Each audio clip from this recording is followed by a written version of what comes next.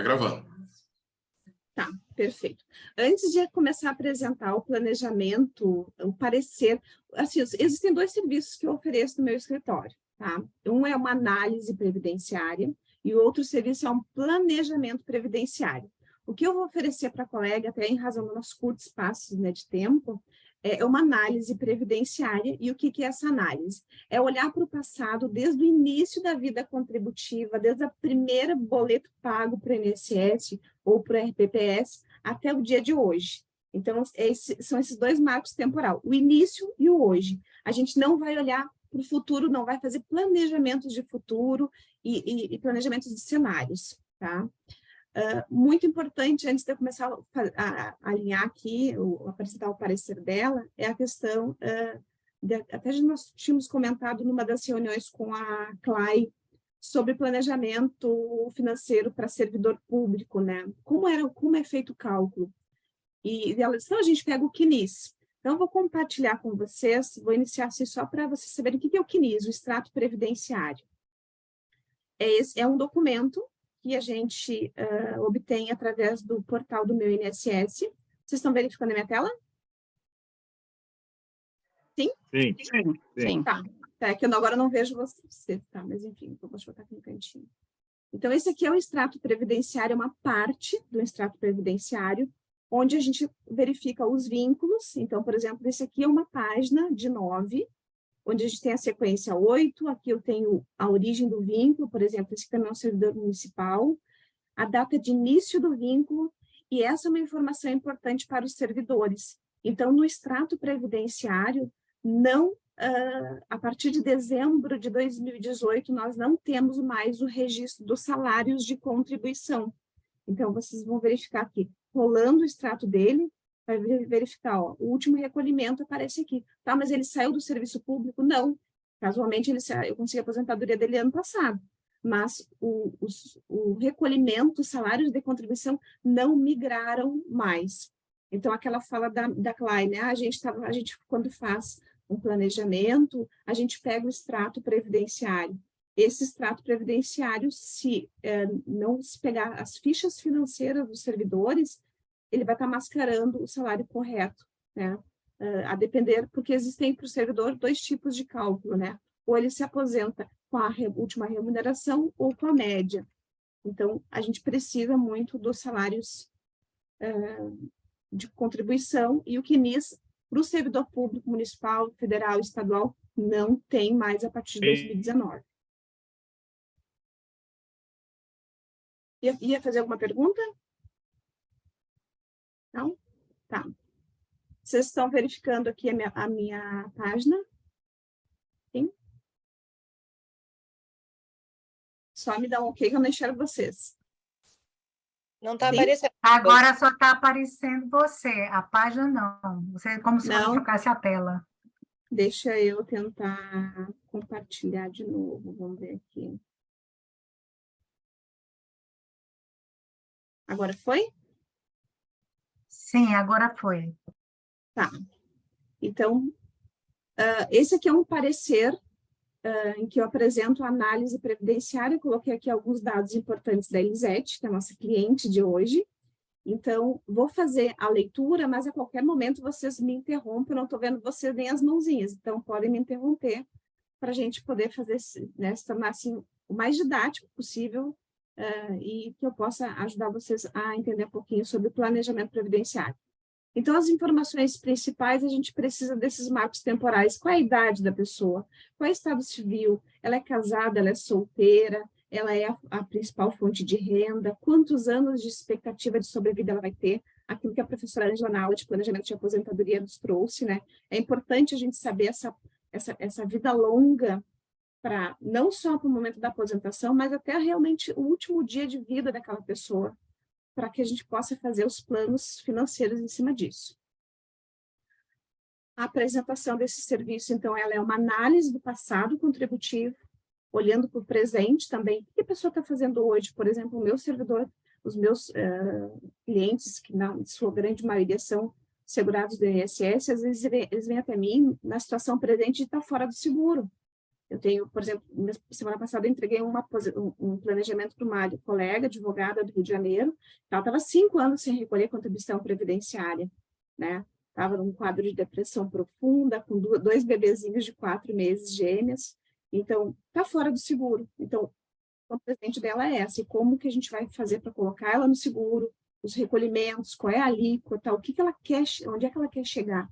A gente olha para o presente, bota ela no seguro de novo, e olhar para o futuro. No caso da Elisete, ela é uma servidora pública federal, então ela está vinculada a um regime próprio, então ela tem essa qualidade de segurada do regime dela, e análise previdenciária, ela também tem esse foco do ROI previdenciário, que é isso, é observar quanto de investimento, quanto de esforço financeiro a gente está fazendo, e se faz sentido, e se a gente precisa fazer esse investimento, se faz sentido para depois a gente ter esse retorno. E mais lá no final do trabalho, a gente faz esse cálculo mais financeiro mesmo. Tem uma colega da pós que ela deu esse nome, que eu gosto muito, que chama patrimônio previdenciário. O que é o patrimônio previdenciário? É tudo aquilo que nós temos com relação ao vínculo, né, seja no regime geral, seja no regime próprio, ao nosso tempo de contribuição. Então, é o tempo que é o nosso ativo, nosso principal ativo nos regimes, né, de previdência. É o tempo de contribuição, antes que se chamava tempo de serviço, é que vai nos dar direito a receber esse benefício. E os salários de contribuição, que são também preciosos para que a gente possa verificar o quanto de dinheiro a gente injetou naquele regime previdenciário, porque é com base nele, né, na sua maior parte hoje em dia, em que a gente vai conseguir chegar no salário de benefício. A Elisete, então, ela entrou no INSS, quando ela iniciou na Previdência Pública, foi em abril de 99. Em dezembro de 2004, ela ingressou no serviço público, então ela tinha lá 3 vínculos com a INSS. E quando ela passou, né, nesse concurso público, uma função pública, ela, né, assumiu o cargo, ela foi lá e expediu uma CTC. O que é uma CTC? A certidão de tempo de contribuição é como se fosse um cheque, né, entre bancos. Eu vou pegar o dinheiro de um banco e vou levar para o outro. A CTC, a certidão de tempo de contribuição, é eu tirar o meu tempo de um regime e levar para o outro. Ela fez isso, ela limpou a conta do INSS e levou para o RPPS. Às vezes faz muito sentido a gente fazer essa limpa da conta do INSS. Às vezes não faz. Quer perguntar? Jai, pode perguntar. Oi, boa noite. Não sei se no final ou se pode perguntar agora. Não, vai agora, vamos lá, vamos caminhando junto. Essas informações aí, é tudo coletada com entrevista no cliente, o cliente te passa esses dados, ou naquele acesso que você mostrou lá, tem essas informações? A gente preenche, depois eu disponibilizo ali eu tenho uma ficha de atendimento em que eu preencho, né? Então, eu capto informações dos clientes, algumas informações eu extraio do extrato previdenciário, e outras o cliente tem que me trazer as fichas financeiras e os documentos dele com vínculo com o ente público. Então, é assim, é uma coletânea de informações, às vezes carteiras de trabalho, a gente muitas vezes, às vezes, por exemplo, quando são clientes do INSS que perderam as carteiras de trabalho, a gente faz a busca de uma CPS digital, a gente pega um extrato analítico da Caixa para ver aquele vínculo lá no fundo de garantia, se realmente tinha, né? Porque, por exemplo, o INSS, que é o ente que eu mais brigo, né? Se existe algum buraco, algum problema com aquele vínculo, ele vai fazer com que eu prove se realmente teve aquele vínculo, para que ele dê aquele tempo, né? Não sei se te esclareci, Jaime. Isso? Tinha uma outra colega que levantou a mão, ela passou. Apareceu sim, obrigada. Tá. Quem é que levantou a mão? Malu, é Rosa. Pode perguntar. É Rosa. É porque esse meu... Está disfarçada aí. Estou disfarçada, que minha filha entrou aqui um dia no meu computador e ficou ela por aqui. Eu não sei mexer nisso, eu deixei. Quando você falou que parece que foi de 99, não foi isso? Você não aparece mais os salários? Dezembro de 18. Dezembro de 18. As informações não estão migrando mais para o extrato previdenciário do INSS. Eles migram para onde? Como é que você consegue isso? No ente público. No ente público, a gente pede a ficha financeira. A ficha financeira nesse lugar. Que você falou o nome, eu não tinha prestado atenção. Isso, a gente pede a ficha financeira porque qual é o nosso grande problema que temos, né? Por exemplo, eu uso um sistema de cálculo para fazer todas as simulações de aposentadoria, seja pela regra geral ou pelas regras de transição pós-reforma ou direito adquirido. Só que eu não consigo puxar essas fichas financeiras, porque hoje nós temos aproximadamente 2.700 regimes próprios, né, entre estaduais, municipais e o federal. Então, 2.700 formas de se obter uma ficha financeira.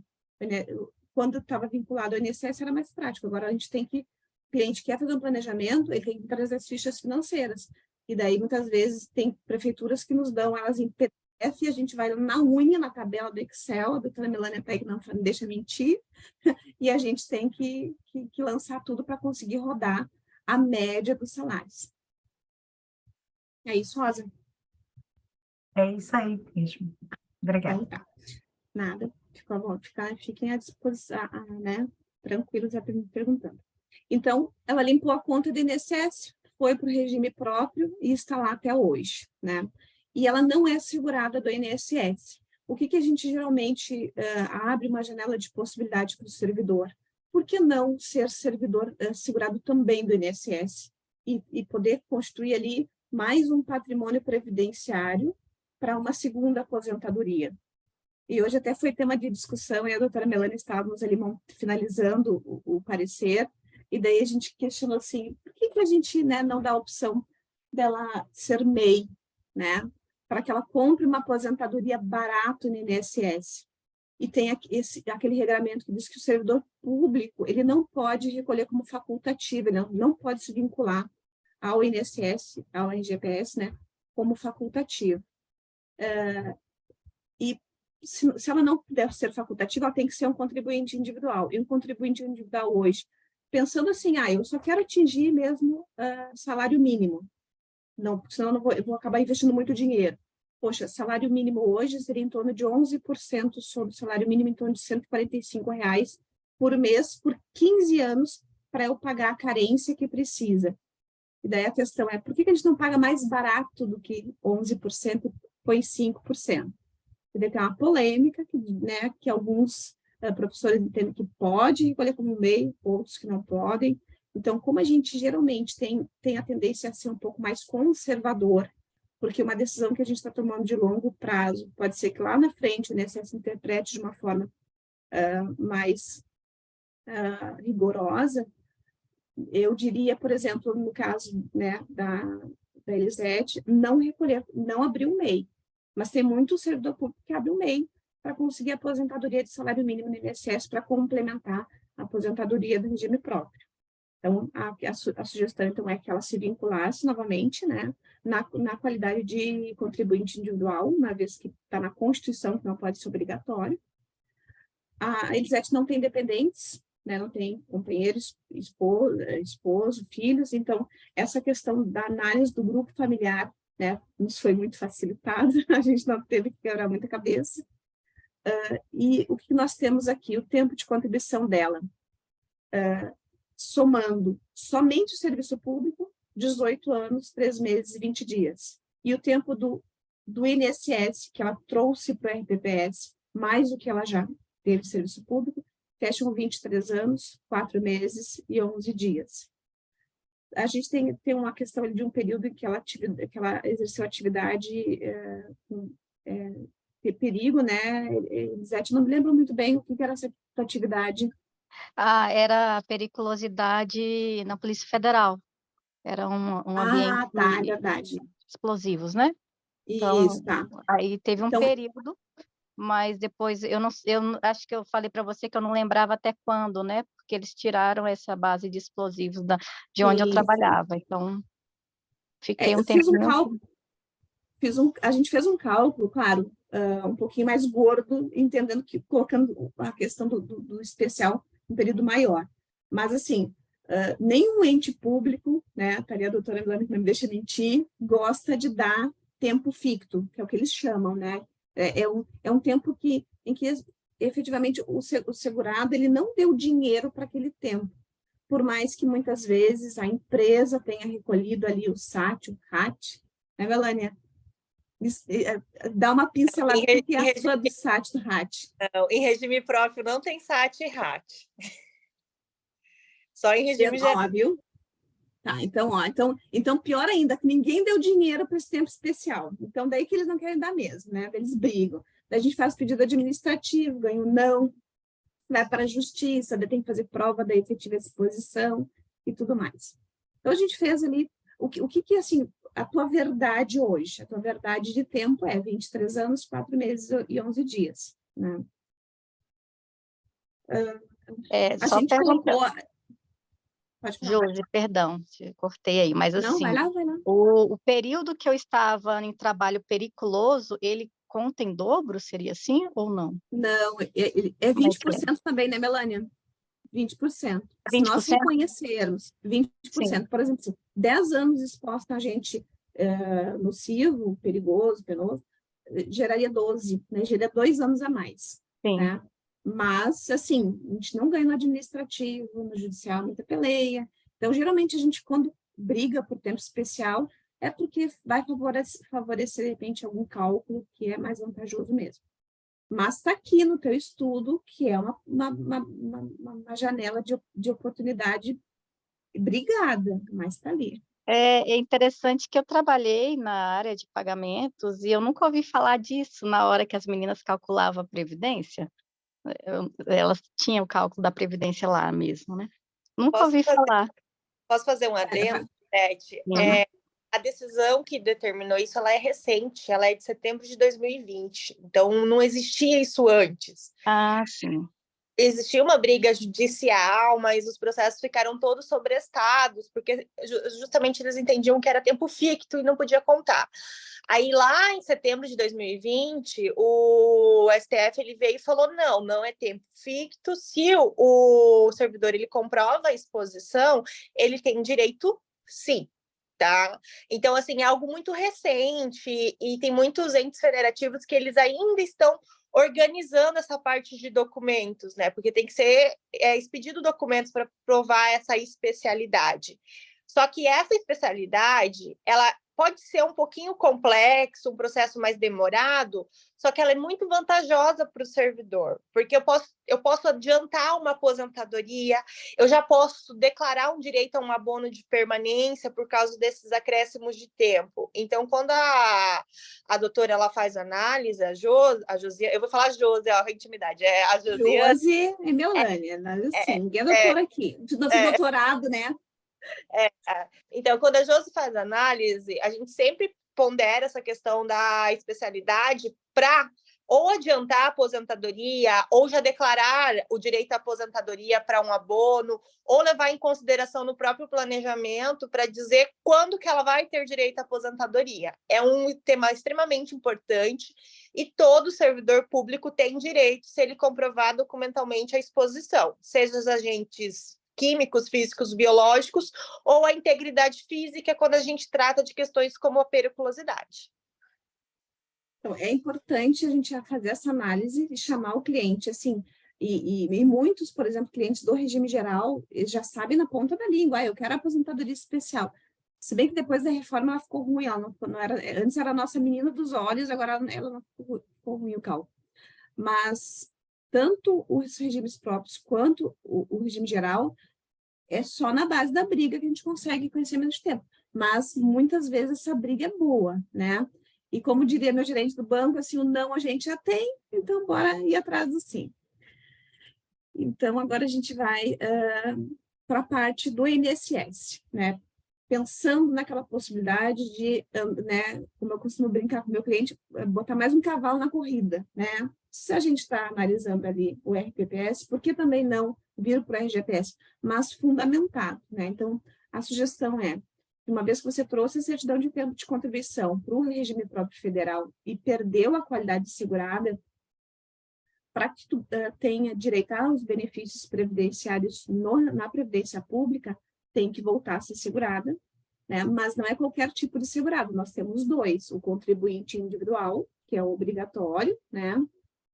Ou o facultativo, que não seria obrigatório, mas não tem a permissão legal para que possa ser. Então, a nossa sugestão é, ou você adere ao plano simplificado. O que é o plano simplificado?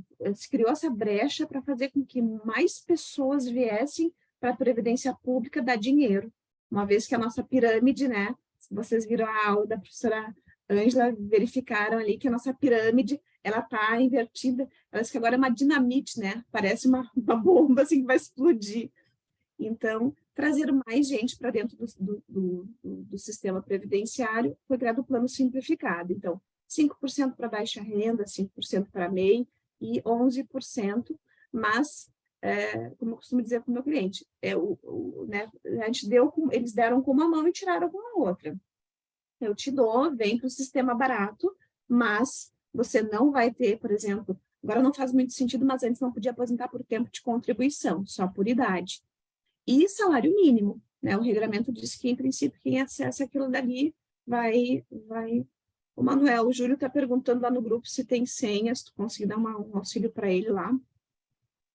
Josi, não está aparecendo a tela com os inscritos, só está amarelo e branco. Não, está aparecendo. Tá?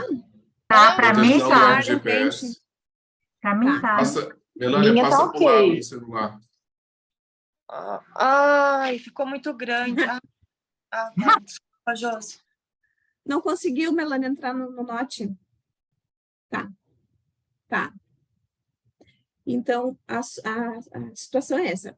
Quer vir para o plano simplificado? Eu costumo dizer assim, é uma forma de comprar uma aposentadoria barata, e isso faz sentido quando a gente vai fazer um planejamento financeiro, e eu ouço muito de colegas, eu já fiz uma outra MBA de planejamento financeiro, os colegas dizem, o INSS vai falir, a gente não precisa, né, botar dinheiro ali, mas a gente costuma analisar assim, poxa, por exemplo, eu fui bancária por 12 anos, né? Claro que hoje sai muito caro, ainda mais porque eu, como sou advogada e tenho uma pessoa jurídica, eu estou no anexo 4, eu não pago só 11% como uma empresa que está no Simples paga, eu pago 31%, eu pago 20% de patronal, mais os meus 11% da cota de segurado, pago muito caro. Mas, poxa, eu tenho um patrimônio previdenciário, eu tenho um monte de dinheiro, se eu somar todos os meus salários de contribuição, eu dei quase R$500 mil para o INSS. Não faz sentido eu botar isso fora. Faz sentido eu analisar de que forma é que eu consigo aproveitar de forma eficiente todo esse dinheiro que eu já dei, por mais que não tenha sido eu que tenha pago os boletos, mas foi o meu empregador que retinha lá no meu contra-cheque. Então, o plano simplificado é isso, comprar uma aposentadoria barata às vezes faz sentido, mas sabendo que vai vir para o sistema, vai ter a proteção e salário mínimo. E o plano normal, que seria 20%, é a base de cálculo, você escolhe. Eu quero recolher 20% sobre o salário mínimo, eu quero recolher 20% sobre o teto, a gente fez uma simulação ali, ficou um pouquinho cara, né, Melânia? Mas, vai que, né, que ela se apaixone pelo INSS. Então, e o que é importante, né? Às vezes a pessoa está, eu entendi que não posso ser facultativo, que eu tenho que gerar um boleto lá no sistema, que é fácil, né? Vou ali no sistema do SAL, no Google, preencho a minha GPS, contribuinte individual e sigo pagando por 15 anos e vou ter uma aposentadoria. Só que o INSS, ele não é bobo, né? Eu disse, não, mas a Elisete, ela é servidora pública, ganha um monte de dinheiro lá, o que ela está fazendo aqui no INSS, me dando dinheiro? Será que ela realmente é uma contribuinte individual? Ou ela está aqui só para ganhar minha aposentadoria e os meus benefícios? Então, a orientação que a gente dá é, vem para o regime próprio, né, para o regime geral, para ser uma contribuinte individual, escolhendo ou plano simplificado ou normal, mas, efetivamente, prestar algum tipo de assessoria. Acredito que agora, talvez, não sei se vai, tem algum impedimento, né, exercer uma atividade planejadora financeira, mas essa vai ser a prova da tua atividade, porque o INSS pede isso. Um dia que quando bater na porta do INSS, se me dá os meus benefícios, porque eu sou assegurada, tá aqui os boletos que eu paguei, eles dizem, tá, então me prova a tua atividade. Se tu não me provar que tu exerceu a atividade, eu não vou te enxergar como uma assegurada obrigatória, para mim tu não é CI, para mim tu era uma facultativa, e tu é servidora pública, tu não pode ser facultativo, não te deu dinheiro nenhum, né? Então, para não comprar essa briga, fazer, né, de uma forma correta. Às vezes a gente tem pessoas que realmente prestam assessoria, e quem presta, qualquer segurado que exerce uma atividade laborativa, uma atividade remunerada, é segurado obrigatório do INSS, tem que pagar dinheiro, tem que pagar. E até só abrir um parêntese aqui, eu não sei se você já comentei, mas me choca esse número, 80% dos advogados não pagam o INSS. E eu fiz uma palestra 2 semanas e comecei a palestra perguntando, advogado é segurado obrigatório? Eu olhei os quantos fazendo assim. Eu digo, só se não ganham dinheiro, né? Porque se trabalham, se colocam honorários no bolso, são segurados obrigatórios, tem que pagar a contribuição previdenciária, senão a receita e o leão gruda na perna, não desgruda nunca mais. Então, a ideia é essa, né? Isso é um ponto de amadurecimento, tá, Elisete? Se fizer sentido para ti, senão... Ó, o Júlio conseguiu entrar, Júlio. Boa noite. Vou só mutar, não sei como é que eu muto. Vamos ver aqui se tá tinha. Já fiz. Ricardo? Eu estou aqui, tá, Josiane? Pode ficar tranquilo. Então tá, perfeito. Josi, Então, bora lá. você falando aí da questão de ser consultora financeira, né? Neste momento agora, com a Super Rico, que nós não vamos, pelo menos 12 meses, eu não vou abrir CNPJ. Então, eu poderia contribuir como simplificado, é esse plano simplificado? Eu fiquei assim, né? O plano simplificado, o que é o plano simplificado? É eu já pensar um olho no peixe, o outro olho no gato, né? Eu vou vir para o INSS, eu vou constituir minha segunda aposentadoria lá, porque tranquilo. Mas, sabendo que se tu já entra no plano simplificado, tu está sinalizando para o INSS assim, ela veio para o sistema e ela quer benefício de aposentadoria salário mínimo, né?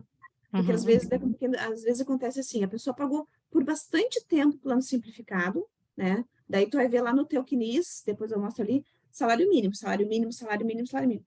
E daí lá, alguns anos antes de se aposentar, muda e vai começar a recolher no teto. Já vi gente fazendo isso. Não faz sentido, daí tu mudar a forma de recolhimento, e daí tu vai botar dinheiro fora. Porque por mais dinheiro que tu dê, o teu mar de salários no plano simplificado vão levar o teu salário para baixo, entendeu? Mas se tu disseres assim, comprei a franquia, vou começar a recolher por INSS, né? Não sei se a gente tem que emitir nota, eu não vi ainda essa função da franquia, ali se a gente vai precisar emitir nota para Super Rico, para poder receber, mas daí nesse momento, você é uma segurada obrigatória, já tem comprovado o teu vínculo com o INSS ali, é só realmente escolher qual é o plano que tu vai decidir. Tá, Josiane, tem que emitir nota sim, tá? Tem, e de PJ Tem. para PJ ou dá para CPF? Eu imagino que vai ser para a pessoa que está pagando a gente. A gente vai mexer. Porque se for... eu estou no processo de assinatura, até eu falei com a Clay hoje, eu estou com bastante dúvida em alguns pontos. Mas no processo de franquia deles, a gente vai ter relação com o cliente. Tá? Então, acredito que a nota vai ser para o cliente. Tem um ponto desse na COF lá, eu vou ter que ler de novo. Tá, eu também claro. vou ler, depois a gente troca umas figurinhas ali no grupo, mas é basicamente isso. Então, se vai ser a PJ, já vai ter que recolher por ali, daí dá para definir se vai, por exemplo, para o Labore, se tem que ser consta uma PJ, daí vai ser um CI empresário, daí vai definir, daí tu não vai ser plano simplificado é para pessoa física, tá? Então, se a gente precisa de uma PJ, vai recolher para o Labore, daí vai verificar, eu vou recolher sobre o salário mínimo, 11%, mas daí é 11% normal, né, Melânia? Vai ser 11% que está no Simples Nacional? Está no Simples Nacional, é normal. Isso, tá, então tranquilo. Te esclareci ou mais te confundi? Josi, essa é a dúvida que ele colocou aqui? Isso que ele falou? Acho que não. Ricardo, eu escrevi, mas quando der, tá? Sem pressa. Escrevi agora. Deixa eu ver aqui. Eu tenho uma dúvida. Eu paguei INSS de forma muito irregular, sou empresária e pelas contas que fiz, os meus 35 de contribuição próximo aos 65. Estou pensando em parar de pagar e ficar só nos investimentos. Mas é aquilo que a gente estava falando, ó, vender meu peixe agora para Ricardo. Tem que fazer eu tô doido para comprar um peixe. Tem que fazer planejamento previdenciário. Tu já sabe quanto que tu já deu nesses 35 anos de contribuição? Pensa só, né? Se você deu lá, vamos chutar assim, 500 mil reais. E daí você fica sem pagar 12 meses do último recolhimento, sai do sistema. Eu brinco com o meu cliente assim, o INSS é uma mãe, ele é maravilhoso, ele já foi uma avó, que a avó é melhor ainda, né? Mas hoje ele ainda é uma mãe. Por exemplo, você fica no seguro do carro, parou de pagar, cancelou o seguro, acho que é 30 dias, né? Cancela o seguro, bateu, não tem indenização. Mas o INSS, se você faz o último pagamento, né? Do último pagamento você tem até 12 meses para ficar no seguro. E tem possibilidade de prorrogação por mais 24 e mais 36. Então, tem casos em que a gente consegue ficar 3 anos fora do seguro e se acontecer alguma necessidade de acionar um benefício, bate na porta e ganha benefício. Então, talvez não faça sentido você ter dado tanto tempo de contribuição e, de repente, acontece uma fatalidade. Eu, como advogado, tenho que ser advogado de ato também, né? Agora bateu o carro e perdeu o movimento na perna. Poxa, por que não? Né? Você tem a possibilidade de receber um benefício de incapacidade do INSS. Mas se você estiver fora do seguro, por mais que tenha dado 500 mil reais de contribuição previdenciária, não vai receber esse benefício. Tá, então, Josi, vai lá. Perdão, só porque é o seguinte, eu sempre contribuí, sempre não, mas a maior parte eu contribuí em cima de um salário mínimo. Tá. Então, o que eu penso é o seguinte, eu estou muito perto dos 15 anos de contribuição mínima, alguma coisa assim, eu não recordo. O que eu pensei? Se eu manter os 15 anos, talvez, por ser só o salário mínimo, talvez eu consiga, de uma outra forma, e eu não tenho que pagar, vamos supor, mais 20 anos. Tá? Esse é o primeiro ponto. Com relação ao seguro, eu tenho seguro de vida, e como eu sou autônomo, esse seguro de vida ele tem um percentual que eu não sei quanto, caso aconteça alguma coisa eu não possa trabalhar. Então, vamos supor que eu fique numa cadeira de roda e não consigo fazer palestra, que é o meu forte. Eu recebo alguma coisa que eu não sei o que é. Então, com relação a esse seguro, eu não estou preocupado, até porque se eu for para receber um salário mínimo, não resolve meu problema. Tá? Sim. Então, qual que é a minha ideia? É pegar esses 140 que eu sou obrigado a pagar. Eu voltei a pagar e estou pagando, certo? Mas a minha ideia é pegar esses 140 e fazer uma aplicação, porque a rentabilidade que eu estou tendo hoje é muito maior que o INSS. Entendeu? Sim, mas assim, a gente tem 2 cenários. Uma é a tua liberdade de escolher o plano simplificado, por exemplo, né? Porque, assim, eu não vejo sentido em ter dado quase 15 anos para o INSS e abandonar ele agora. Por mais que um salário mínimo não faça sentido, assim, não vou ficar rico, não vai pagar nem enfim, a conta do condomínio, mas é um salário mínimo. Mas a grande questão é que se eu pagar mais 20 anos, ou se eu esperar 20 anos, eu me aposento. Essa a grande questão. Sim, mas daí assim, tu vai cair num dos erros que geralmente as pessoas cometem, principalmente nós profissionais liberais que estamos na mira da Receita Federal. Há 4 anos que foi instaurado um processo, uma operação chamada Profissional Liberal, que estão caçando os profissionais liberais. Por quê? Porque nós temos lá o nosso cartão de crédito com 10 mil reais de fatura por mês, a gente movimenta um monte de dinheiro na conta e a gente não manda dinheiro para o INSS. O INSS é o irmão pobre da Receita Federal, né? A gente tem que mandar dinheiro para o INSS porque a Receita Federal está de olho em nós. Então, e hoje, fiz uma aula com um auditor da Receita Federal mês passado, e o que ele nos disse? Porque a Receita pode nos notificar os últimos 5 anos, né? Ele disse assim, nem vou botar os 5, vou botar só 4 anos. Uma pessoa que tem uma remuneração em torno de 7 mil reais, que é tranquilo a gente fazer 7 mil, né? Que não paga contribuição previdenciária. Em 4 anos, a gente está lançando auto de infração de R$154 mil. A gente notifica o ser humano e diz, ó, tá aqui, vi que tu tem uma movimentação pela tua movimentação bancária, pelo teu cartão de crédito, porque eles estão enxergando todas as nossas contas, né? A gente finge que eles não estão vendo, mas eles estão vendo. Eles só não nos explodiram ainda porque eles não têm material humano para processar tudo. Daí eles dizem assim, poxa, mas então eu que não tenho, a gente faz declaração de imposto de renda. Ele disse assim, vocês criam uma fratura exposta, não tem como você se defender. Porque tu declara no teu imposto de renda lá que tu ganha R$100 mil por ano. E tu não mandou R$1 para a Previdência Pública. E tu deveria ter pago. Então, não tem como defender. Daí a notificação vem assim, se tu não quiser brigar comigo, eu reduzo para 90 a tua dívida e te parcela em 60. E daí a gente sabendo que a gente não tem justificativa, vai lá e parcela. Então, não contribuir uma que nós somos obrigados, a gente não tem liberdade de não dar dinheiro para o INSS se a gente exerce atividade laborativa. Então, até 7.500, que é o teto, tem que pagar. E segundo, evitar essa possível notificação de infração, né, com o fisco. E qual é o pulo do gato? O pulo do gato é, tu não acredita na Previdência Pública, não quero dar meu dinheiro para eles, eu acho que eles vão quebrar, o teto está achatando, em 88 o teto eram 10 salários mínimos, hoje seria 13.200, hoje está em 7.500, como a professora Ângela falou, não dá 6 salários mínimos o teto, e o teto vai achatar toda a vida, não quero dar dinheiro para o INSS mais do que eu já dei. Então, adere para o plano simplificado. Tem uma solução de consulta, depois eu coloco no grupo ali para vocês, uma solução de consulta que diz assim, mesmo que você ganhe lá R$20 mil por mês, porque para pagar a Previdência Pública é só até 7.500, né? Então, se você ganhar 20, vai pagar só sobre 7.500. Mas essa solução de consulta diz assim, se você aderir para o plano simplificado, independente de quanto que você recebe, paga lá 11% sobre o salário mínimo, 145 por mês, e tá com a carta super trunfo. Pode brincar de ficar rico aí, que eu não vou te cobrar mais do que 145 por mês.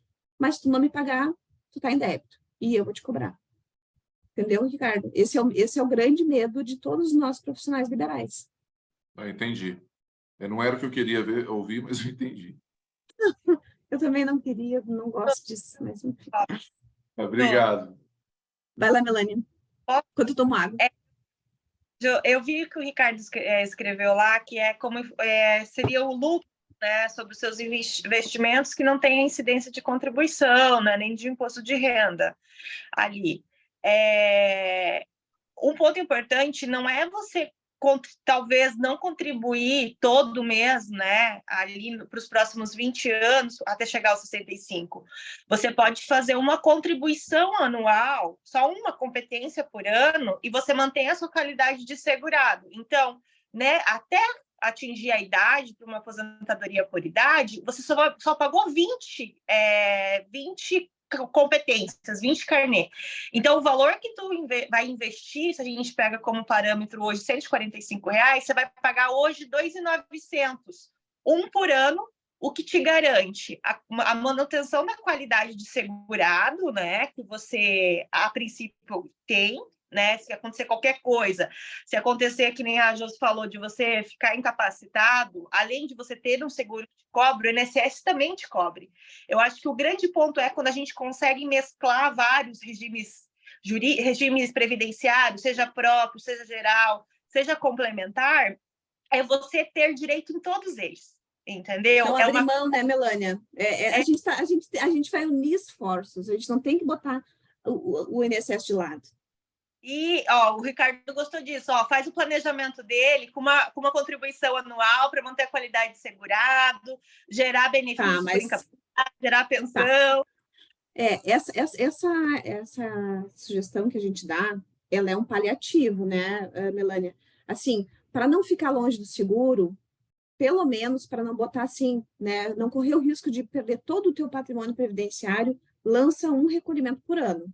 Então, às vezes eu faço isso com o meu cliente, né? Pessoas que têm poder aquisitivo baixo, e eu sei que a Receita Federal não está se portando com eles, não, eu vou fazer assim, já pagou a carência, que são os 15 anos, os 180 boletos pagos em dia, E daí também a gente tem que verificar se tem esse 180, né? Às vezes a pessoa foi lá e recolheu, pagou atrasado 5 anos. Esse tempo não conta como carência, isso conta como tempo. Tem uma particularidade ali, né, sobre o que é realmente tempo de contribuição que é válido para a carência. Mas essa questão da gente manter a previdência pública alimentada uma vez por ano, ela é para não sair do seguro, mas ela não tira o leão do nosso garrão, né? A gente continua ficando ali com as barbas de molho. Então, às vezes, por exemplo, uma solução, se eu tenho possibilidade de não lançar faturamento todo mês, no tal do Carnê-Leão, né?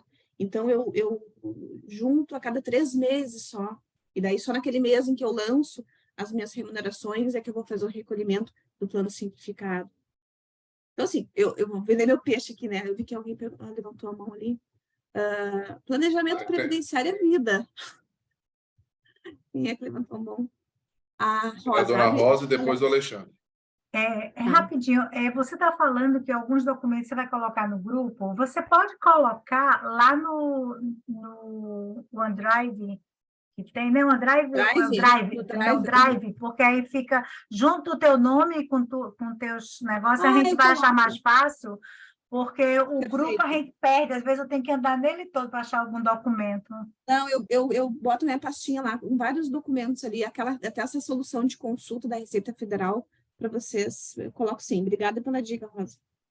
Porque a gente precisa muito, quer dizer, eu já sou aposentada, não tenho mais como fazer toda essa brincadeira, mas valeu a pena, estou valendo a pena que eu tenho um filho que é também pessoa, empresário, e essas dicas eu vou passar para ele. Passa depois bem. Eu vi lá, né, teu contato. Não, por favor, vamos lá. Pode falar, Alexandre. Josi, minha dúvida é a seguinte, no caso do Ricardo, que ele falou, ele contribuiu 15 anos, então ele já tem um mínimo. Que é a carência. Está com a carência paga. Que é a carência, isso. Então, no cenário 1, se ele continuar contribuindo todo mês pelo mínimo, até os 35 anos de contribuição, 65 anos de idade, cenário 1. Ou no cenário 2, ele contribui uma única vez por ano. Lá no final, quando ele fizer 65 anos de idade, ele vai receber apenas um salário mínimo. A mesma coisa, ele vai receber a mesma coisa, ou pagando uma vez por ano, ou todo mês, salário mínimo, vai chegar lá, ele vai ter pago mais, se ele tiver pago todo mês, né? O investimento dele previdenciário vai ser maior, para receber a mesma coisa, salário mínimo. Porque hoje como funciona? É a receita que você falou, né? A diferença é esse risco de não declarar para a Receita os ganhos, né? Porque daí a gente faz a declaração anual e declara, né, uma renda e não manda dinheiro para o INSS, e daí cruza, aponta, o lençol ficou descoberto na parte previdenciária, e daí às vezes, porque realmente a Previdência Pública ela é muito desacreditada. E claro, não sei se vocês já fizeram a aula da professora Ângela, que eu amei, né, minha área. Ela fala ali, né, que 90% das pessoas ganham em torno de menos de R$3.000. Realmente, o INSS ele é um amigo, porque ele que vai, né, dar a possibilidade da pessoa ter a subsistência da aposentadoria. Mas para quem ganha mais, o INSS parece um mal necessário, para não criar um transtorno maior. Então, quando entra o meu cliente e diz assim, eu não vou dar dinheiro para o INSS, então dá uma vez por ano. Então, dá no plano simplificado, R$145 por mês, dá lá, mantém o bicho alimentado pouquinho. Por quê? Porque tu vai poder receber, num caso de um falecimento, vai gerar uma pensão, né? É de salário mínimo? Poxa, mas ajuda, né? Por exemplo, na pandemia, tiveram muitos advogados que faleceram. Um advogado hoje, mediano, ganha em torno de 10 a 15 mil, assim, sem muito esforço, né? Poxa, não deixou um salário mínimo para a família, porque não acreditava na Previdência. Então, é triste. Então, eu acho que, assim, é inteligente financeiramente, se tu já tem um patrimônio investido, investir um pouquinho mais, pouca coisa, mas, assim, se tu quiser o plano da Melânia, que é um plano que eu adoro, né? Mas tem que ficar de vez em quando olhando para trás, para ver se não tem ninguém para te pegar. Entendi. E aí, José, e a outra pergunta era na questão da franquia. Suponha que nós, né, viramos franqueados. Nesse momento, a gente deveria definir um prolabor e, em cima do prolabor, fazer o recolhimento. E a gente poderia escolher o valor do prolabor. É assim que funciona? Isso, escolhe. Por exemplo, verifiquei, por exemplo, a minha média. Eu, quando trabalhei em banco, né, tinha uns salários que oscilavam, mas, por exemplo, a minha média previdenciária hoje é em torno de 4.500. Só que quando se eu for pagar a minha média previdenciária, deixa eu fazer um cálculo de cabeça, só sei calcular 30%, né, Melania? Advogado, você sabe calcular 30%. 4.500 vezes 31%, porque eu estou no anexo 4, eu pago muito mais caro para minha contribuição previdenciária. Eu não sei quem é que inventou essa moda para nós. Eu pago R$ 1.400 por mês se eu quiser manter a minha média. Então, por exemplo, uma eficiência financeira para mim é eu largar salário mínimo no meu prolabore todo mês, porque senão eu pago muito caro, e eu lanço pela minha PF, que daí eu pago só 20%, não pago 31%, né? Porque eu estou somando a cota a CPP e a CPS.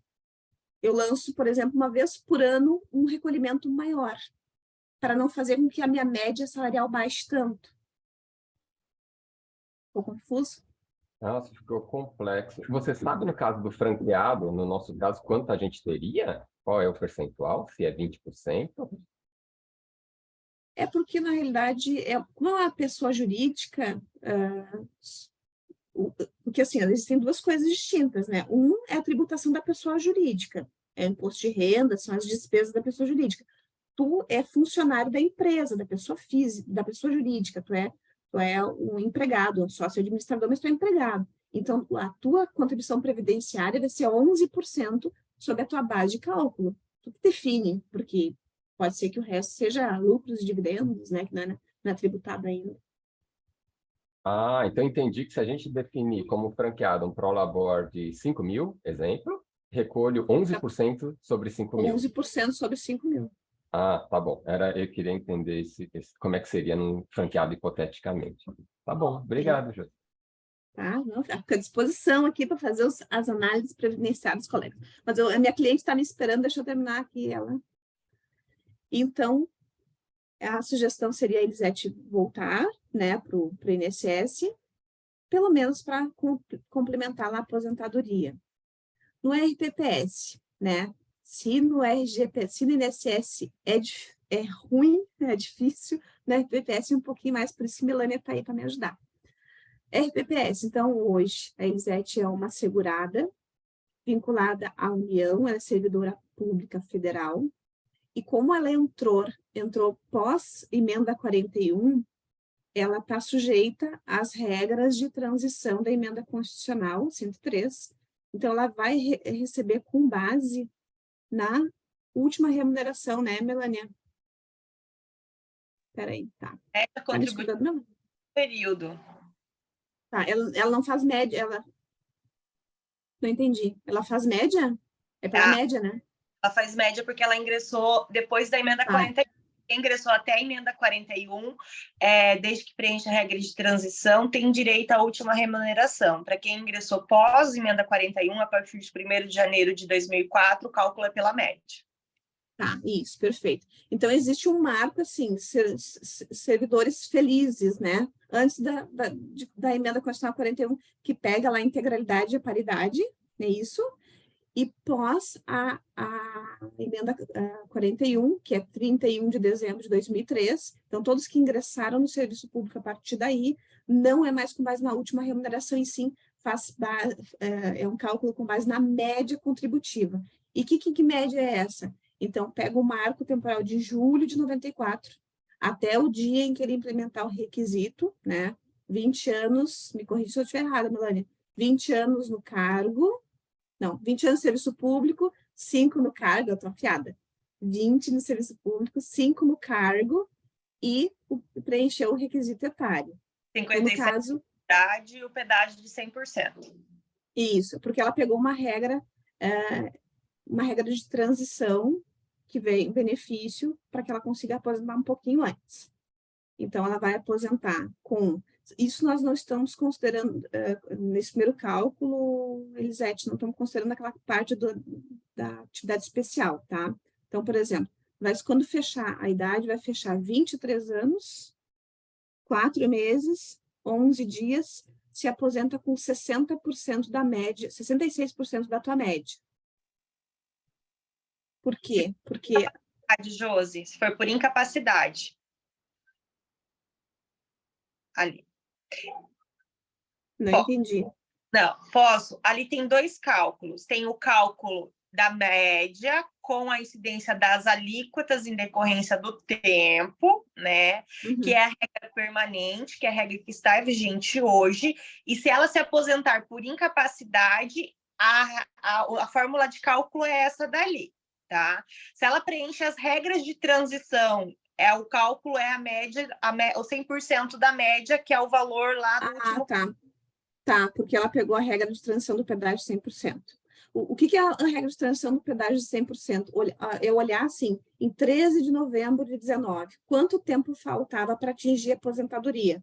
Me faltava 4 anos. Então, tu tens que pagar mais 4, tem que pagar 8, não é o teu caso, tá, Elisete, mas só para fazer...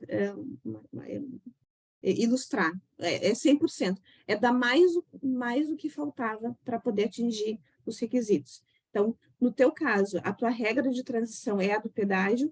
Quando tu implementar os requisitos, te aposenta com 9.985 com 11, porque tu entrou pós emenda 41.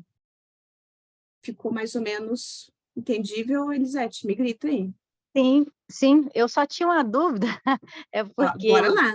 o período que eu trabalhei CLT, né, ele realmente não é considerado como serviço público, apesar de ser empresa pública. Isso não afeta, né? Porque tu já...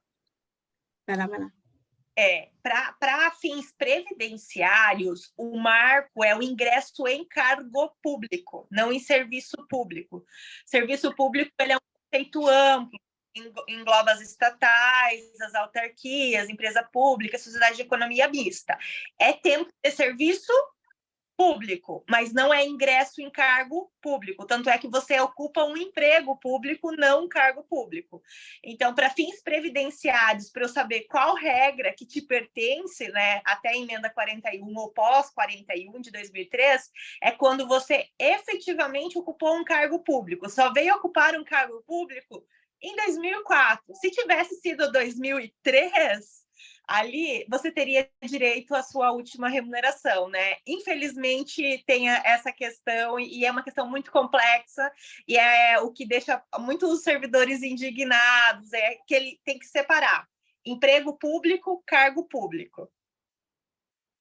E até a gente estava numa discussão esses dias com o cliente, né, Melânia, com relação à instituição de regime jurídico de muitos municípios que há pouco tempo atrás criaram seus regimes próprios. E daí tem aquela discussão, tá, mas esse servidor, ele estava em cargo público ou não? E tem entendimentos que não, que enquanto ele não tinha um regime jurídico instituído, ele não exercia, ele não tinha sido imbuído num cargo público. Então, ele não faz jus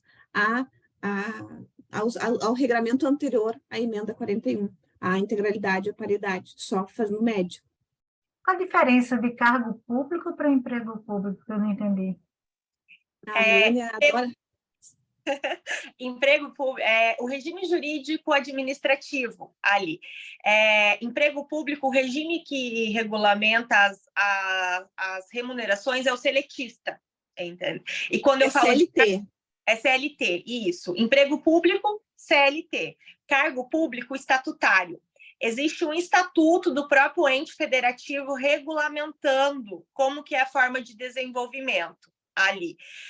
Existe uma nota técnica, posso até encaminhar para a Josi, a nota técnica número 3 de 2013, que traz isso, e o pré-julgado 28 também aqui do TCE Paraná, que fala que serviço público é o amplo, é o todo, é aquele quando a gente presta qualquer serviço para a administração pública, seja ela direta, indireta, autárquica, fundacional, empresa pública, sociedade de economia mista. Mas o cargo público somente ocorre quando o meu regime administrativo ele é estatutário. Então, quando eu vou verificar um ente federativo, a primeira coisa que eu tenho que olhar, qual que é o regime jurídico dele? Se é a CLT. Se for CLT, o servidor, ele é servidor público? Ele é, mas ele é ocupante de um emprego público. Ou se o regime jurídico administrativo ele é estatutário, porque se for estatutário, aquele servidor público, ele é ocupante de um cargo público ali. E somente quando eu sou estatutário e ocupante de cargo público, a data que eu ingressar no cargo público é o meu marco para eu saber essas regras de transição, todas essas emendas que a gente teve, a emenda 20, a 41 e a própria 103 agora. Então, quando a gente trabalha com a União, ela é bem mais fácil de você visualizar, mas quando a gente pega município, eu tenho que analisar município por município, porque eu posso ter, como a Josi colocou, lá eles eram seletistas, depois viraram estatutários, só que foi depois da emenda 41. Então, aquele servidor ele não tem direito à integralidade e paridade ali. Então, são questões que envolvem tanto o direito administrativo, constitucional e previdenciário. Então, quando a gente faz o planejamento de um servidor, a gente tem que olhar todos esses marcos ali para fazer a análise dele exata, tá? Então, por exemplo, a Caixa Econômica são servidores públicos ocupantes de um emprego público. Eles são regidos pela CLT, tanto é que eles se aposentam pelo INSS. Essa que é a diferença. Quem é CLT se aposenta pelo INSS. Quem é estatutário, se tiver regime jurídico, regime previdenciário criado, né, RPPS, vai se aposentar no RPPS. Então, a gente tem que ter bem esse cuidado, analisar bem de qual ente que ele é ali, para fazer essas distinções. Por isso que é uma mão de obra fazer planejamento previdenciário, né, de servidor municipal e estadual, porque a gente tem que pegar os regimentos e verificar. E claro, que depois da reforma, né, acabou essa função de ficar abrindo regime próprio, né? Quem tem os municípios que têm os seus regimes que se instituíram, ficam com eles, mas nenhum outro regime vai ser instituído. Por quê? Porque muitas vezes os municípios criavam seus regimes, né? Tinha uma má gestão e acabavam dando aquele prejuízo para os servidores. Então, quem está com o regime fica, e quem não tem, se acabar entendendo por extinguir o regime daquele município, vai todo mundo para o regime geral, e esse é o movimento que a gente tem visto, né, Melânia? Rumo todo regime geral e rumo todo mundo a ficar tetado. A Michele quer perguntar? Todo mundo o quê, Josiane? Ficar no teto do INSS. A gente disse ficar tetado, né? Oi, Josiane. Oi, boa noite. Tudo bem? Tudo bem. Eu entrei um pouquinho atrasada, aí deixa eu só entender, porque poucos contadores e advogados querem fazer o seu trabalho, a gente encontra pouca gente disposta. E aí eu queria entender se a gente pode indicar clientes para você, pessoas que estão assim no limbo. É isso? Essa mágica. Essa mágica é a nossa, né, Melânia? Entendi. Isso aí. Porque é justamente isso, é um assunto que ninguém entende, basicamente. Assim, eu tenho um monte de contador, advogado, cliente, mas ninguém quer nem começar a pensar nesse assunto. E é um assunto difícil, porque é complexo, né? Ele é muito... Hoje, eu acho que não sei se estava no início da reunião, quando a gente falou, entramos numa discussão aqui se a nossa cliente, tem uma colega aqui que ela é minha cliente nesse momento, né? Será que a gente pode trazê-la para o regime geral, sendo MEI?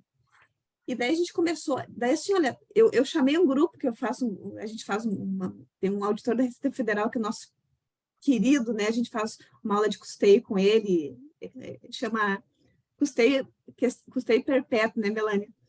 E ele daí assim, ó, todo mundo, vários advogados previdenciaristas, não, ela pode, porque ela não pode, porque ela pode, porque ela é servidora, e servidor não pode ser facultativo, e MEI é PJ, daí uns dizem, não, MEI não é PJ, porque é uma PF por trás de uma PJ.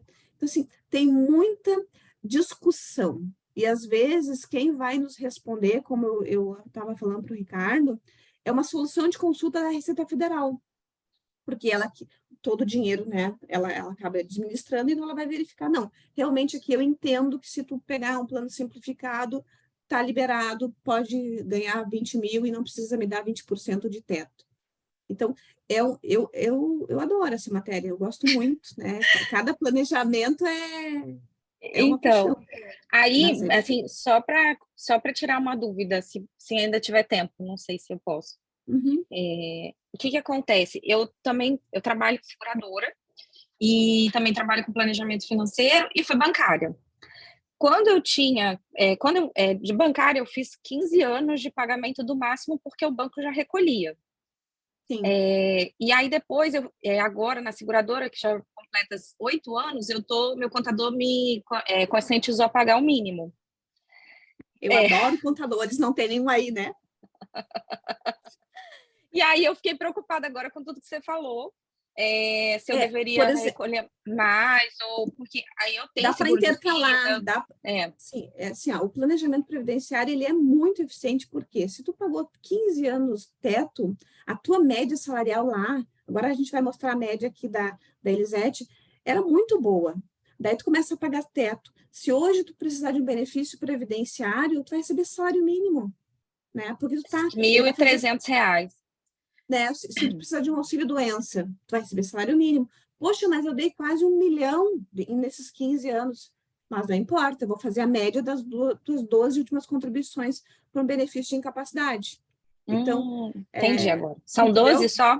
São só 12. Para o benefício de incapacidade, existem 2 cálculos. O INSS diz assim, deixa eu ver o que tu tem de julho de 94 até hoje. Vou somar, vou fazer a média de 100%. A Michele deu ali uma média salarial de R$6 mil. Tá, esse é o primeiro cálculo. Agora, deixa eu fazer o segundo cálculo. Deixa eu pegar, ver quanto que tu me deu de dinheiro nos últimos 12 meses. Ah, tu me deu salário mínimo.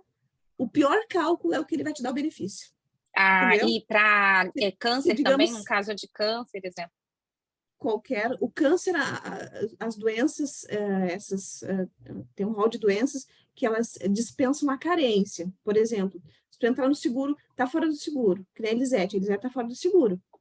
Ela pagou uma GPS, agora dia 15 de abril, referente a março, tá dentro do seguro. Se ela precisar de um benefício de incapacidade em razão de um acidente ou de uma doença grave, a INSS vai lá, pagou uma GPS, 145 pila. E faleceu, digamos, o beneficiário vai receber uma pensão de salário mínimo até os 21. Ou, se tiver um cônjuge com mais de 45, uma pensão vitalícia de salário mínimo. Tá? Mas não foi em razão de acidente. Foi uma doença que não tem a dispensa. Tem que pagar 6 parcelas em dia para poder estar no seguro e ser concedido o benefício. Então, assim, 6 parcelas em dia. Então, e aí, no meu caso, por exemplo, que tem 8 anos, estou com 41 anos de idade, aí eu tenho 8 anos que eu estou pagando o mínimo. Se eu continuar assim, quando é que eu vou... Esses 15 anos eu perdi, praticamente, né? Aí eu estou pagando esse mínimo, quando é que realmente eu vou poder dar entrada? Porque na minha conta aqui deu 54 anos, já tem 22 anos que eu contribuo. Mas seriam mais 13? Você vai se aposentar agora, depois da reforma, a gente não tem mais aposentadoria por tempo de contribuição. A gente tem uma única regra, que é a regra geral, aposenta homem com 65, mulher com 62, e no mínimo 15 anos de tempo de contribuição para ambos, que já estavam no sistema. Mas tu só vai se aposentar com 62. Não tem jeito, independente de qualquer coisa, né? Independente. E muito provavelmente, assim, a última reforma foi há 19 anos atrás, e dentro de um curto espaço de tempo vai vir outra, né? Por exemplo, os países... aumentar a idade, né? Portugal tem 66, se não me engano, Paris e a China também estão aumentando. Então, assim, eu também sou uma menina nova, eu não vou me aposentar com 62, que eu tenho certeza, vai chegar lá pelos 67, 68, mas a gente tem que entender como é que as regras e aproveitar tudo que a gente já investiu, não abandonar esse dinheiro que tem. Porque, claro, esse dinheiro ele vai servir, ele entra no princípio da solidariedade, né? Vai pagar a aposentadoria de outras pessoas, por exemplo, caso digamos, um segurado que nunca estava fora do sistema, pagou se acidentou, precisou do benefício, ele vai acessar, ele nem pagou todo aquele dinheiro para acessar aquele benefício, mas a vida conta de um outro que não usou, né? Gente, agora que eu vi que é 20:09, eu vou terminar o atendimento da minha cliente, eles falam, não me paguem meus honorários. Mas obrigada, viu? Tá, mas fico à disposição ali no grupo e me manda ali, que eu ajudo o que eu puder. Tá bom, obrigada. Então, nada. Então, a minha clienta preferida de hoje vai se aposentar com 9.985. Tem a questão do FUNPRESP, que é outra, assim, matéria para a gente falar muito, né? Que a partir de 2012, então, teve instituído ali para os servidores federais um regime de previdência complementar, e tem uma baita de uma discussão, migra, não migra, adere, não adere, não vou entrar nesse mérito agora, senão a gente não vai acabar o planejamento dela, mas ela não migrou, né, e aderiu de forma facultativa ao FUNPRESP. Tempo de contribuição. Depois, se sobrar mais um tempinho, a gente pode falar, Elisete, sobre o FUNPRESP. Tempo de contribuição. A ideia é que a gente verifique o salário atual dela, hoje, foi ontem, 21 de março. Então, 23 anos, 4 meses e 11 dias, somando o tempo que veio lá do INSS com o tempo público. Esse aqui é o gráfico que a gente consegue mostrar de forma visual para os clientes o quanto de dinheiro já deu para o INSS. A gente não somou aqui para não dar um infarto na nossa cliente, mas se somar assim, de 99 até hoje, todo o dinheiro que deu, porque, por exemplo, aqui são os salários mínimos, né? Ó, lá em 99 vinha pouco, enquanto ela teve vinculado ao INSS, a média era razoavelmente baixa. Mas, vocês não veem meu cursor, né?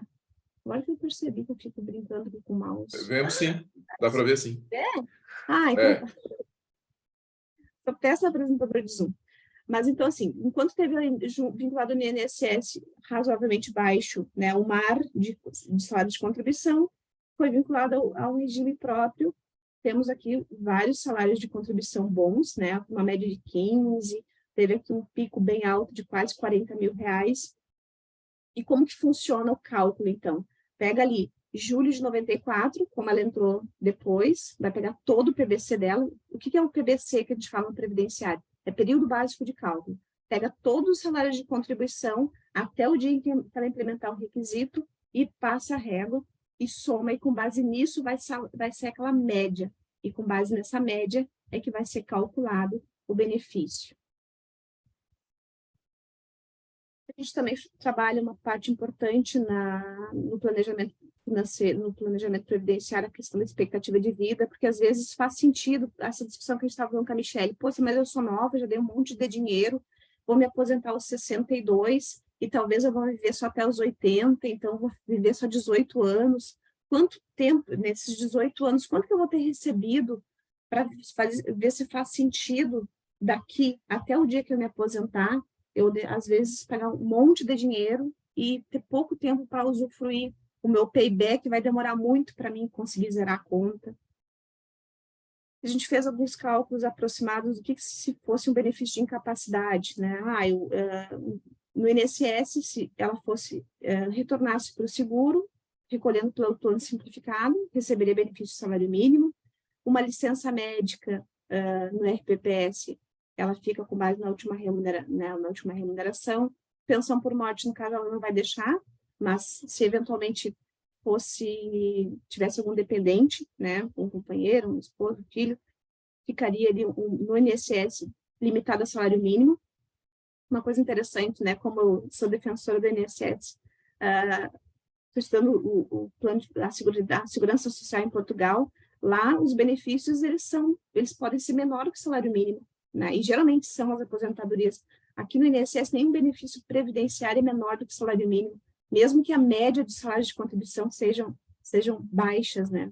Então, uma aposentadoria no RPPS, se ela viesse a faltar, tivesse dependentes, ficaria em torno de 3.954, porque é um percentual daquela média, né, do dinheiro que ela deu, do PBC, e ainda uma grande discussão que a gente está tendo no judiciário, e talvez a gente consiga derrubar, que antes o benefício era 100% daquela média, e agora a gente tem um redutor, né? A gente tem 2 redutores para pensão, enfim. A gente tem um redutor que, para chegar no cálculo, então, a gente faz a média de 100%, o benefício arranca em 60% daquela média, mais 2% a cada ano, por isso que ela ficou com 66%, e além de tudo, a gente pega esse valor e verifica. Desse valor, a gente tira 50% e mais 10% para cada dependente habilitado. É um cálculo que ficou muito ruim, né? Mas é o que temos para hoje. Estou fazendo um pouquinho rápido, eu vi que eu me atrasei um pouquinho aqui, gente. Temos 2 situações, então. Ou ela se aposenta em novembro de 39, pelo pedágio de 100%, né, aos 58 anos de idade, com a média, se aposentando pela média, então, 9.985,11. A gente fez um cálculo aqui se a gente considerasse o 39. O tempo especial, aquele tempo de periculosidade. Então, se ela aposentar, a gente conseguir reconhecer o tempo de periculosidade, a gente antecipa em basicamente um ano. Ela aposenta em 38. Se não, só usando o tempo comum, novembro de 39.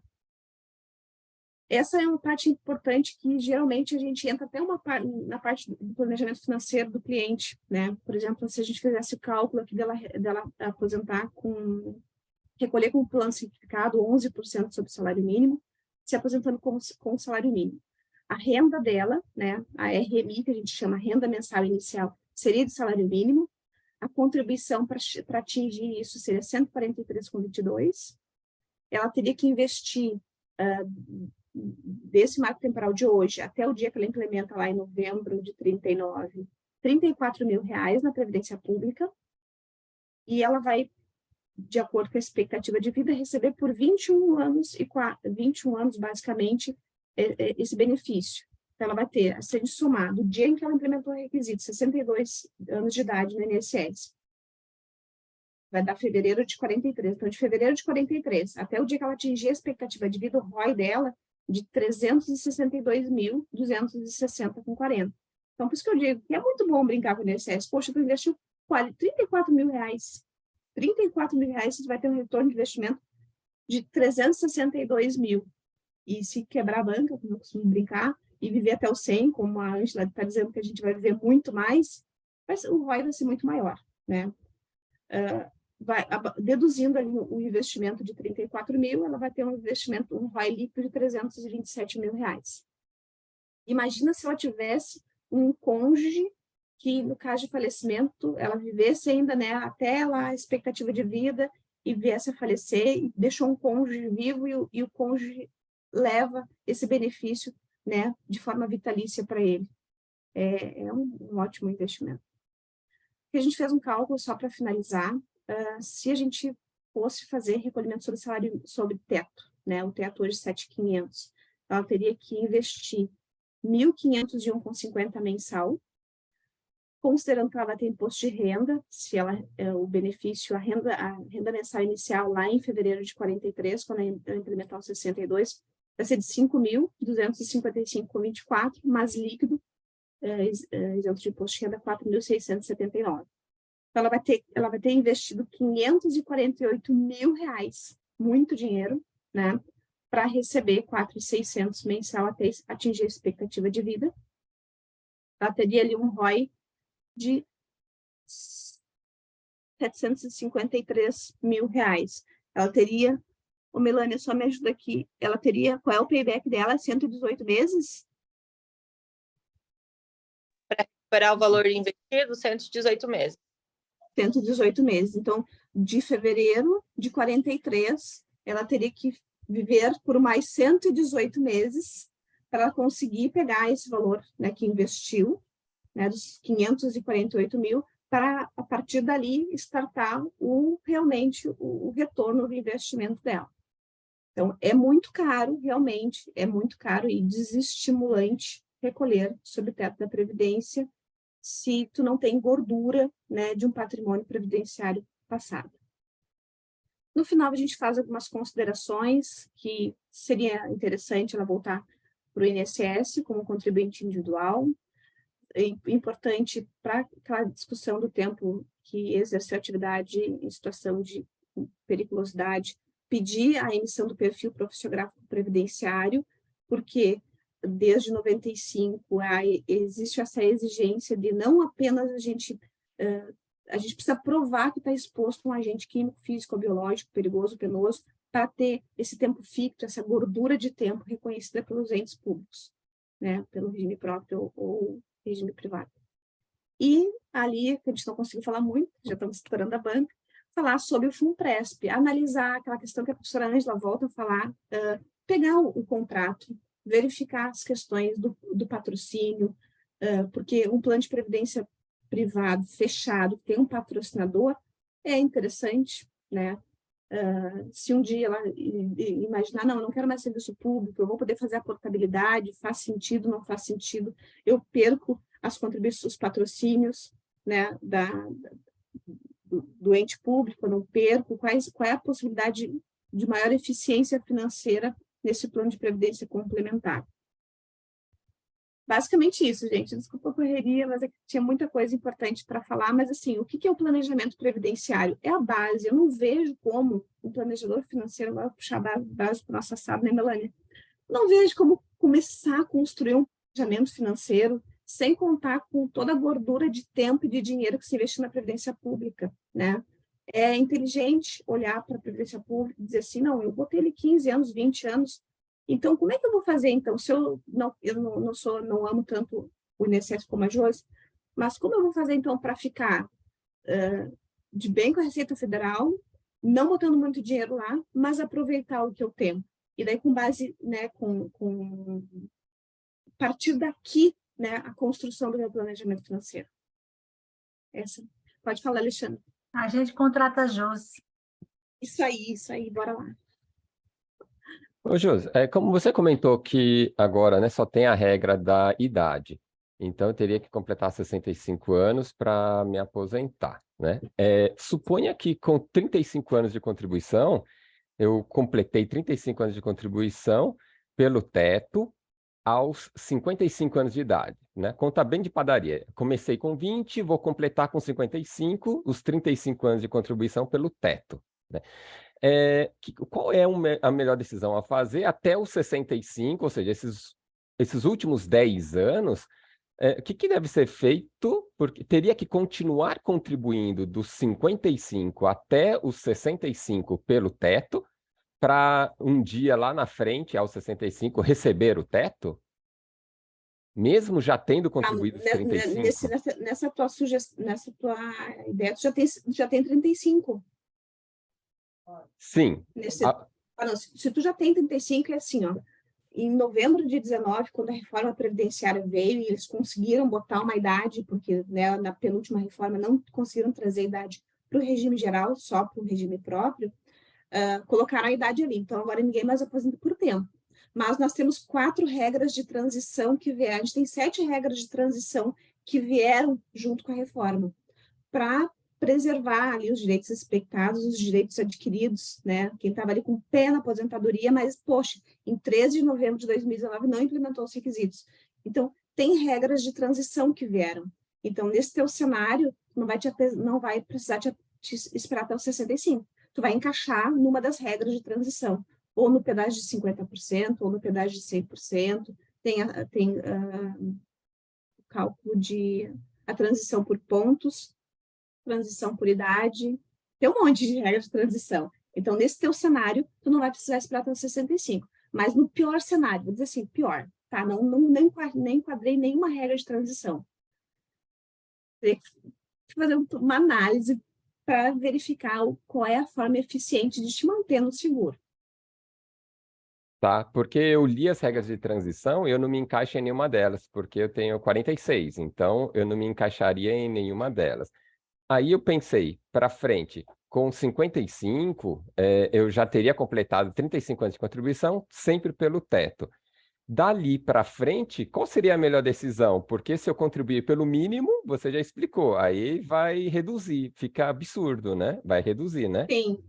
A melhor solução seria largar uma por ano no teto, para não baixar a tua média.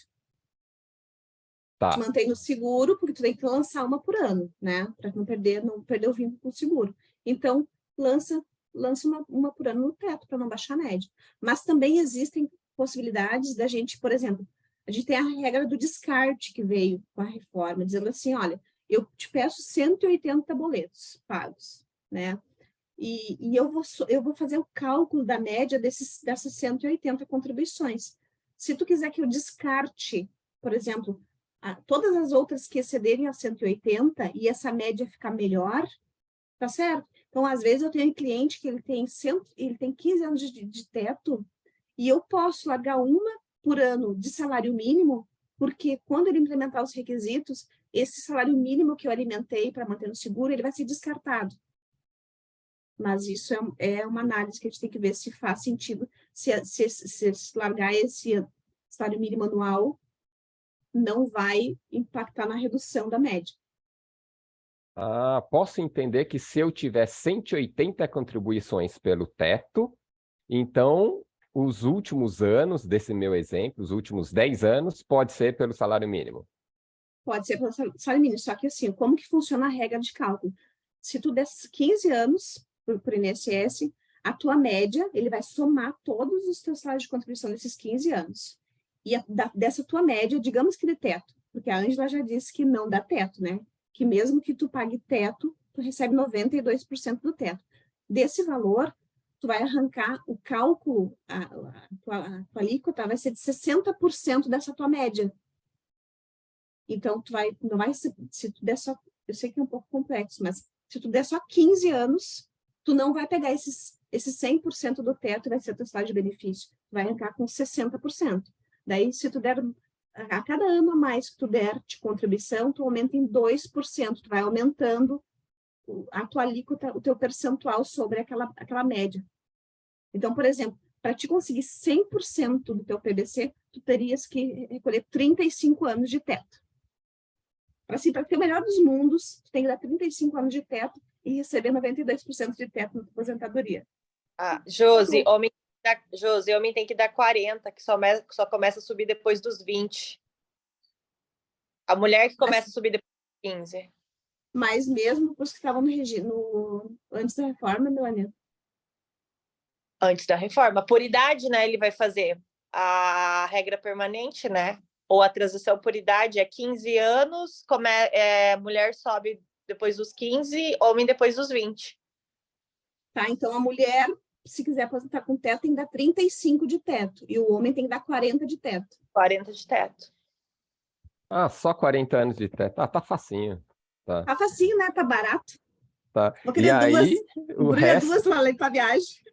Tá. Ou seja, então, brincando, mas assim, 40 anos pelo teto, e o que passar disso pode ser pelo salário mínimo. Brincando seria isso. Mais ou menos isso. Obrigado. É tudo cálculo, né, Alexandre? Eu sei que talvez eu não seja assim porque eu fiz faculdade de Direitos, né? Adoro ler uma lei, e daí descobri agora que eu virei uma mulher que faz cálculo, né? Eu tenho uma planilha de cálculo aqui junto comigo. Então, é difícil, porque a gente tem que verificar qual é a tua média de salário de contribuição e, com base nessa média, aplicar as alíquotas, né? Por exemplo, uma pensão por morte e uma aposentadoria é 60% dessa média. Se for um benefício acidentário, por exemplo, me acidentei no trabalho, daí tu não vai arrancar com 60% da média, tu vai pagar 100% dessa média, porque tem um regramento especial. Um auxílio-doença, 91% dessa média. Um auxílio-acidente, 50% dessa média. Cada benefício tem um cálculo e uma alíquota diferente.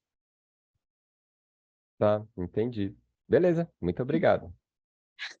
Cris, meu filho, entendi, foi nada, talvez, mas eu fico à disposição, se depois ali no grupo quiserem algum auxílio. Então, minha cliente, vou parar de compartilhar. Eu quero agradecer a Deus pela apresentação, né, que está chegando mais no final aí. Estou num lugar meio barulhento aí, mas eu estarei como eu vi, né? Então tá, Elisete ficou com alguma dúvida, ele chama lá, né? Porque agora a gente já estourou 9 horas da noite. Desculpas pro pessoal, mas eu me empolgo. Agradecer. Um amorzinho na nossa reunião que você fez para pegar os dados, eu adorei te conhecer. E adorei a minha simulação. Eu tinha feito uma na FUNPRESP, ficou basicamente isso. Na FUNPRESP eu teria um benefício maior, né? Se eu começar a contribuir, mas eu não pude migrar. Tive um problema lá, não pude migrar. Mas perdeu a janela? Perdi por conta de... Eles não quiseram aceitar um tempo de contribuição que eu tinha do governo do estado, né? E aí... como não tinha verbado já, eles falaram que não podia garantir se eu migrasse. Aí eu pensei, não quero perder tempo, não vou migrar. Terminei não migrando. Sim. Mas... não tinha muita discussão, muitos colegas migra, não migra, adere, não adere, e o BE, como é que fica o BE? Meu Deus do céu, isso aí é pegadinha do malandro. Mas é muita informação. Mas a gente está aí, os advogados previdenciaristas, fazendo meu peixe. É completo. E, assim, para mim como se diz, como eu lido com isso, né? Um monte de servidor com muitos problemas mesmo de decidir, que é difícil você decidir uma coisa que é muito, muito distante, né? Para mim ainda falta 20 e poucos anos. Sim, mas quando a gente piscar, eu sou uma pessoa que diga assim, nosso tempo é nosso principal ativo, a gente tem que, né, saber utilizar de uma forma correta. E servidor público ainda tem mais o melindre, né, Melânia, da questão do TCE, do Tribunal de Contas, que pode, a qualquer momento, revisar esse ato de aposentadoria e dar muita coisa errada. Sim, conheço algumas pessoas que voltaram depois de 10 anos de estar aposentadas. Essa questão de estar pouco tempo, eu me lembro quando uma tia minha chegou aqui e disse: eita, Rosinha, eu fiz 50 anos. Eu achei a idade meio século, ela falou. Eu estou com 66 e passou rápido. 50 foi assim, ó. Eu tinha 20 e pouco. Então, foi cuidado, ontem, fiz 18. Assim. Eu já estou aqui, ó, com 25. Mentira. Não, é isso que eu digo. Cuidado, gente. Não pense muito, não, porque eu comecei previdência, parei porque tinha tempo, depois fiquei sem nada. Não pense, vocês estão pegando no começo com toda a informação que hoje tem, é muito melhor. Não deixe para depois, não, nem um dia. Então, mas, assim, obrigada, Melânia. Eu que agradeço. A Melânia, nossa, lá de Foz do Iguaçu, aí, quem quiser ir lá visitar, maravilhosa. Melânia de Foz do Iguaçu? Melânia, sou sim, das Terras das Cataratas. E daí Melânia. Ai, que coisa fofa. Não conheço, não. Delícia. Então tá, meu povo, muito obrigada, desculpa se ficou complexo, não era para ser, tentei ser o mais, né, prático. É impossível, Josi, não ser complexo isso, é impossível. Não, né, mas assim, é um caminhar, é o que eu digo para o meu cliente, saem de lá com a cara assim, né, com pessoas corujas que se mexem a cabeça, quer todas as informações, mas é um caminhar, né, a gente hoje fala, daqui um pouquinho fala, e o planejamento previdenciário, e o que a gente está fazendo agora no CDS, na Galícia, é caminhar junto com o cliente, é reestruturar a rota, é dizer ficou ruim, a gente vai ajustar, não consigo mais pagar teto, e agora, meu Deus, o que eu faço? É se manter no seguro, é organizar as finanças, né? É isso. E uma boa noite a todos, e me coloco à disposição, vou colocar o material lá no Drive, quem quiser me chamar ali no WhatsApp, fique à vontade. Será um prazer. Obrigada, querida, maravilhosa. Josiane, muito bom, obrigado, viu? Boa noite, obrigada, pessoal. Obrigada, Melânia, obrigadão pela ajuda. Certo. Tchau. Tchau, gente. Tchau, boa noite. Tchau, valeu.